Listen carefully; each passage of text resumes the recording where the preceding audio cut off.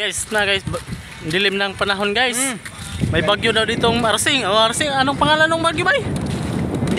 Kuan. Bagyo. Anong pangalan ng bagyo? Bagyong Chu. Guys, Ganda ng palibot dito. maya ito guys, uulan na naman ito.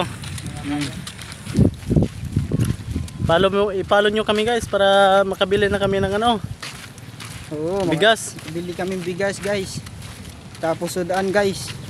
Ipalo nyo lang, pindot lang yan guys. Wala namang masama kung magpalo kayo. Tulungan ba? Mas magandang loob pa niya sa amin. Oo.